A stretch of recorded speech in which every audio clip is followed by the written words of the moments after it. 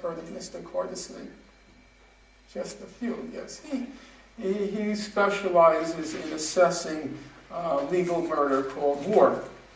And after what happened in Gaza, he put out a report called the Gaza Massacre, Gaza War, in quotes. And he said Israel didn't violate any of the laws of war. That's all. Just fabricated. How he reached this conclusion?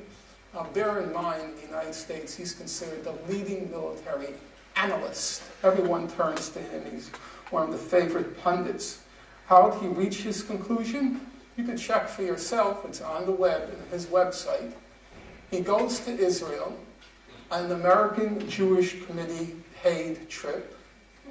He goes and interviews Israeli generals.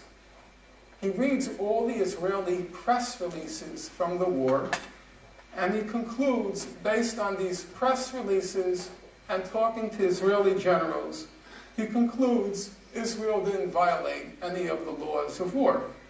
And then he gets widely quoted for his authoritative opinion on the topic. Beyond restoring its deterrence capacity, Israel's other main goal in the Gaza massacre was to fend off, to beat back the latest threat posed by Palestinian moderation. And this is an interesting topic. I'll just go into it, relatively confined remarks. I'll be happy to elaborate on it later.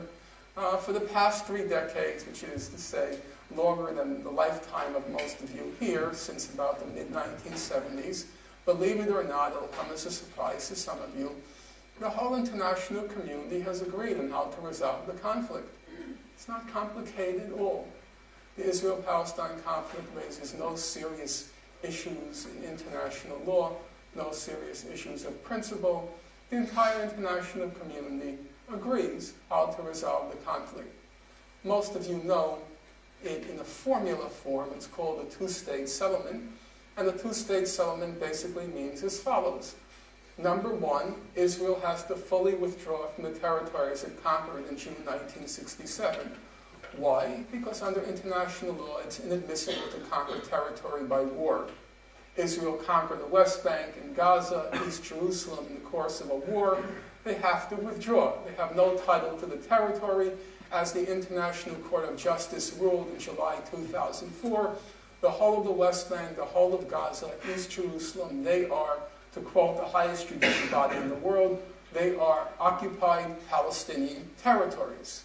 In addition, Israel is a member state of the United Nations. As a member state of the United Nations, it has the right to be free from threats and use of force. So Israel has to be recognized as a state which has the same rights and responsibilities under Article 2 of the United Nations Charter. And that basically is the two-state settlement, full Israeli withdrawal to the June 1967 border, the right of Palestinians to exercise self-determination in the occupied Palestinian territories, the West Bank, Gaza, and East Jerusalem, and what's called a resolution of the Palestinian refugee question in accordance with the basic principle of international law, namely the right of return and compensation. Those are the terms. Most of you, as I said, are familiar with it.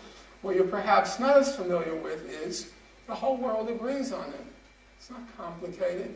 If you have any doubts, I'm sure all of you occasionally, if not too frequently, Google.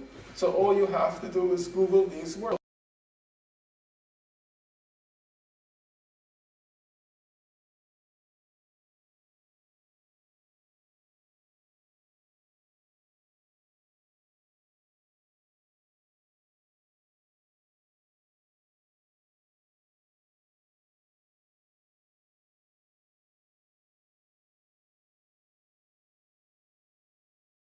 Careful